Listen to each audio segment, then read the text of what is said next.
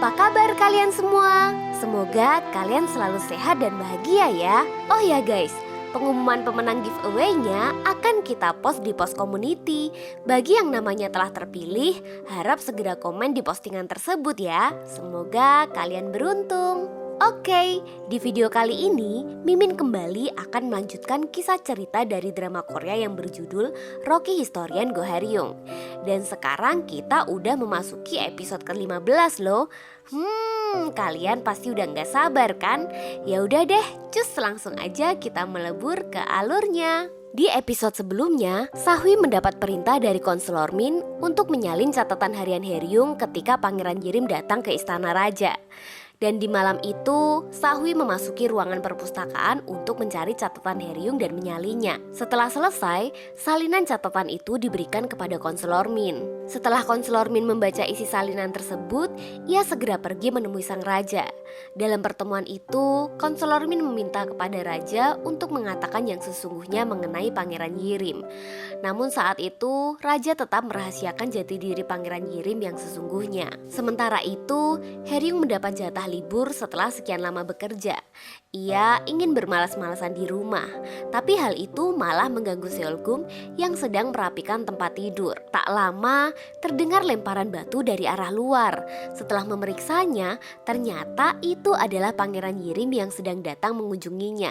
Pangeran ingin menemui Haryong setelah mendengar kabar Haryong libur. Pangeran ingin masuk ke kamar Haryong dan sekedar berbincang dengannya di kamar. Haryong nampak mengizinkannya dan sebelum mempersilahkan masuk, Haryong membersihkan kamar tidurnya.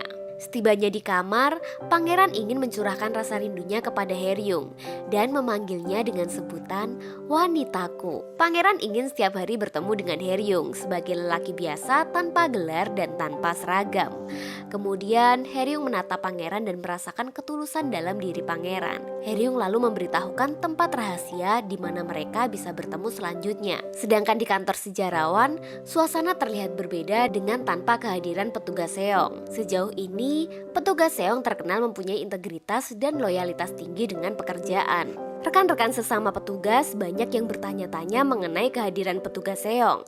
Namun saat itu, petugas Min tak begitu mempedulikannya dan mengajak petugas Kim segera mendatangi ruang sidang istana. Di dalam ruang sidang tersebut, pejabat sekretariat mulai membicarakan petisi satu persatu. Dan di antara petisi tersebut, ada sebuah petisi yang isinya meminta pangeran untuk memakzulkan petugas sejarawan Seong yang dikirimkan oleh petugas Minwo. Tentu saja, hal itu membuat para pejabat dan konselor kebingungan, termasuk ayahnya konselor Min yang juga tidak mengetahui maksud anaknya itu. Namun tanpa diduga, pangeran justru menerima petisi yang dibuat petugas Min dan memerintahkan untuk mengasingkan petugas Seong. Para konselor pun menanyakan kesalahan petugas Seong, tetapi petugas hanya mengatakan untuk tidak membahasnya lagi. Kabar itu pun segera sampai ke kantor sejarawan. Karena hanya mendengar dari satu pihak saja, para sejarawan pun mulai menyalahkan petugas Min. Ia pun mulai memarahinya, begitu juga dengan Haryong. Ia merasa petugas Min mengambil keputusan sepihak. Haryong ingin dirinya juga dihukum karena mengetahui kejadian itu. Namun petugas Min kembali menegaskan jika yang dilakukan petugas Seong itu jauh berbeda dengan yang dilakukan Haryong. Petugas Seong tidak bertindak sebagaimana seorang sejarawan. Setelah selesai bertugas, para sejarawan berkumpul di suatu kedai dan masih membahas mengenai pemakzulan petugas Seong. Mereka pun menjadikannya bahan olok-olok para petugas sejarawan yang lain. Mereka kemudian mengumpulkan sumbangan untuk diberikan kepada petugas Seong, dan mereka pun mulai mengumpulkannya.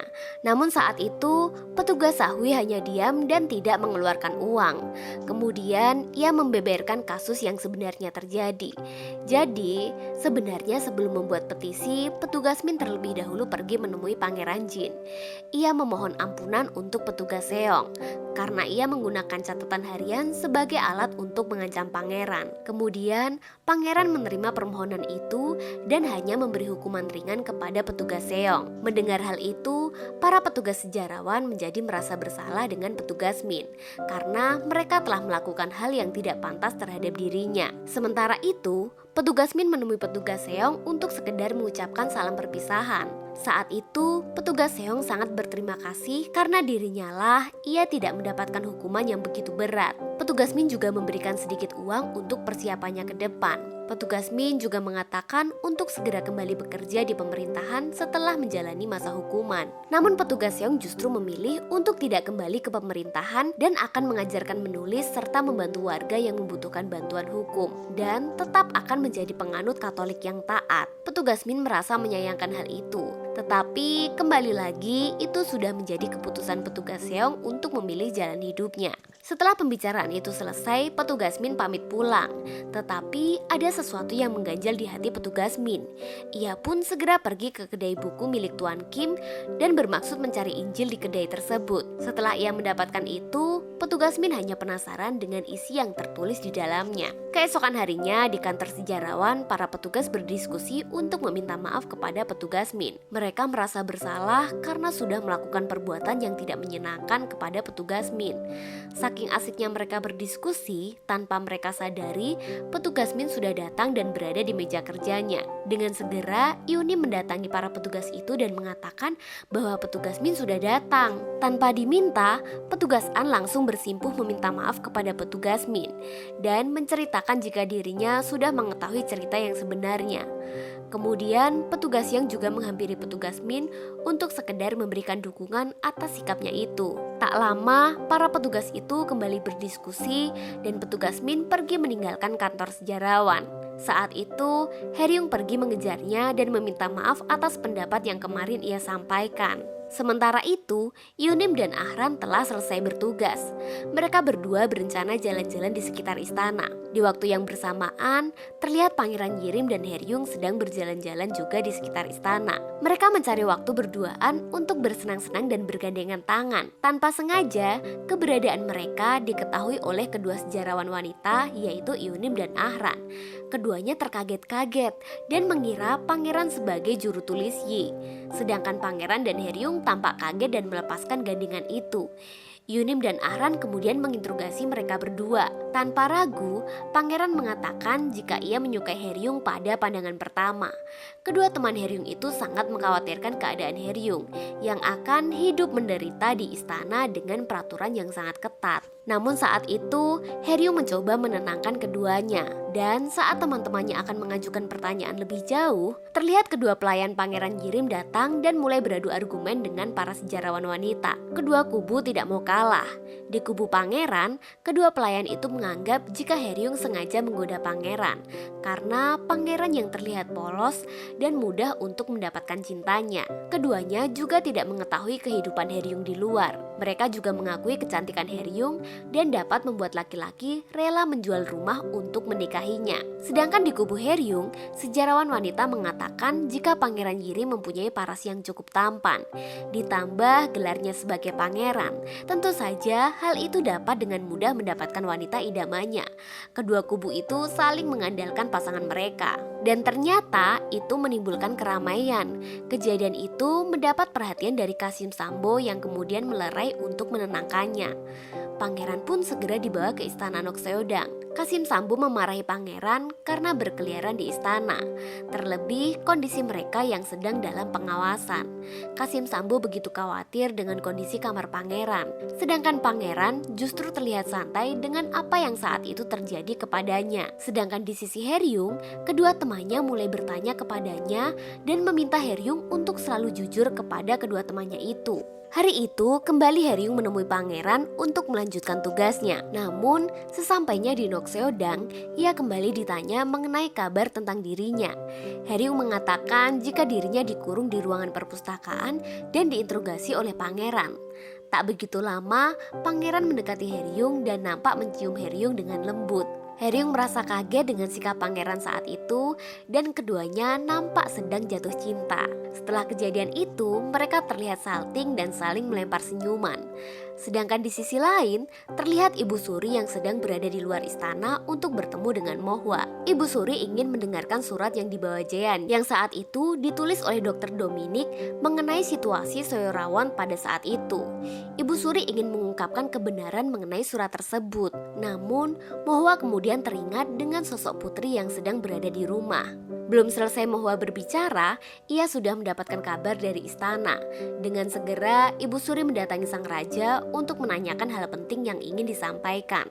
Setelah Ibu Suri tiba di kediaman sang raja, selanjutnya sang raja ingin menyampaikan rencananya untuk menikahkan Pangeran Yirim. Namun hal itu ternyata sudah menjadi pikiran Ibu Suri sejak kemarin dan akan mencarikan jodoh yang terbaik untuk pangeran. Rupanya Ibu Suri sudah mengetahui rencana di balik sang raja dan konselor Min yang akan menikahkan Pangeran Yirim.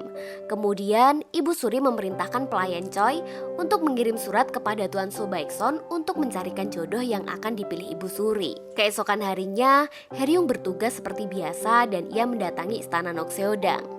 Dan di saat yang bersamaan, Haeryung mendengar Kasim Sambo yang membicarakan mengenai pernikahan Pangeran Yirim yang sudah diatur oleh sang raja.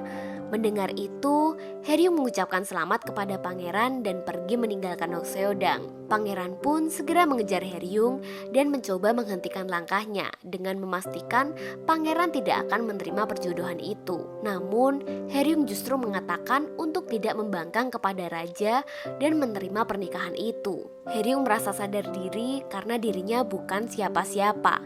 Ia pun pergi meninggalkan pangeran dan kembali ke kantor sejarawan. Ia memasuki perpustakaan dan menyendiri di salah satu sudut ruangan. Ia sebenarnya tidak tahu apakah harus sedih atau harus senang mendengar berita itu. Ia pun mencoba tetap tenang. Berita itu sudah terdengar oleh Pangeran Jin. Ia terlihat kebingungan saat ditanya oleh Sahui mengenai pernikahan Pangeran Yirim. Pangeran Jin mengatakan jika pernikahan kerajaan hanyalah sebagai alat politik untuk mendapatkan keuntungan semata. Ia pun berpesan kepada Sahui untuk tidak mematuhi perintah konselor Min karena membantu menjadikannya sebagai seorang sejarawan. Mendengar hal itu, Sahui keheranan karena ternyata Pangeran Jin sudah mengetahui rencananya. Sedangkan di ruangan konselor Min, Tuan Song mendapatkan perintah untuk mencarikan jodoh untuk Pangeran Yirim. Ia sudah mengirimkan surat untuk beberapa kandidat calon istri pangeran. Namun saat itu, konselor Min justru mengatakan jika ia sudah mendapatkan calon itu dengan menatap Tuan Song. Sementara itu, terlihat Pangeran Yirim mendatangi kantor sejarawan dan membuat petugas sejarawan pun kebingungan. Saat itu, Pangeran Yirim ingin mengajak Haeryung menemui Ibu Suri, tetapi ia menolak dengan mengatakan masih banyak tugas yang harus diselesaikan. Mendengar itu, pangeran semakin memaksa dan ingin Haeryung mengikutinya. Setibanya di kediaman Ibu Suri, Pangeran Yirim meminta bantuan kepada Ibu Suri untuk mencabut perintah mencari mempelai dan menunda pernikahannya. Pangeran mengakui jika saat ini ia sudah mencintai seseorang dan tidak akan pernah menikah dengan orang lain. Pangeran Yirim sengaja membawa Haeryung untuk mencatat dan mendengarkan sendiri keinginan dari dirinya. Dan bagaimanakah cerita selanjutnya? Sampai bertemu di episode berikutnya. Gamsahamnida.